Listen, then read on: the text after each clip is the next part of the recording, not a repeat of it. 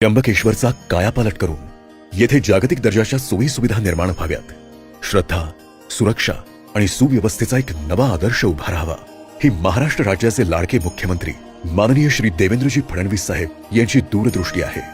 आणि त्यांच्याच संकल्पनेतून आणि दूरदर्शी मार्गदर्शनाखाली अध्यात्माला आधुनिकतेची आणि परंपरेला सुरक्षिततेची समर्थ जोड देणारा दर्शन पथ हा महत्वाकांक्षी प्रकल्प महाराष्ट्र शासनातर्फे साकारला जात आहे. दर्शन पथ मंदिर परिसर मोकळा करून प्रशस्त अंगणे आणि सुंदर नक्षीकाम केलेले कव्हर कॉरिडॉर विकसित करत आहोत.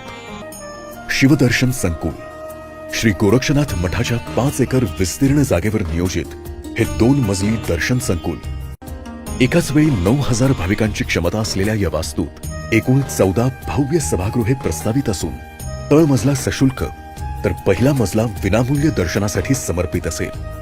तसेच प्रतीक्षा हॉलमध्ये आरामदायी बैठक व्यवस्था, पेयजल, हिरकणी कक्ष आणि आपत्कालीन वैद्यकीय सुविधा अशा सर्व सोयी एकाच छताखाली उपलब्ध असतील. या संकुलाच्या पहिल्या मजल्यावरून थेट मंदिराच्या पूर्व प्रवेशद्वारापर्यंत पोहोचण्याची स्वतंत्र सोय केल्यामुळे गर्दीचा अडथळा न येता भाविकांना अत्यंत भक्तिमय आणि शिस्तबद्ध वातावरणात ज्योतिर्लिंगाचे दर्शन घेता येईल. दर्शनानंतर भाविक पेशवे पथावर येतील. येथे इंटरप्रिटेशन सेंटरच्या माध्यमातून त्र्यंबकेश्वरचा इतिहास आणि ज्योतिर्लिंगांचे महात्म्य मांडले जाईल. परतीच्या प्रवासात नदीकाठी विकसित केलेले सुंदर घाट, विलोभनीय शिवउद्यान आणि सुव्यवस्थित शॉपिंग आर्केड भाविकांना एक सुखद आणि संस्मरणीय अनुभव देईल. नारायण नागबली आणि इतर महत्वाच्या विधीसाठी 2 एकर जागेवर भव्य विधी भवन साकारले जात आहे.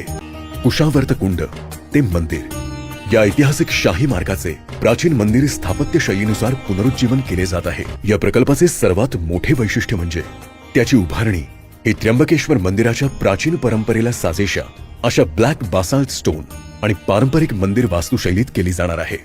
महाराष्ट्र शासनातर्फे राबवण्यात येणारा हा प्रकल्प म्हणजे भक्ती, सुरक्षा आणि नियोजनाचा एक अपूर्व संगम आहे.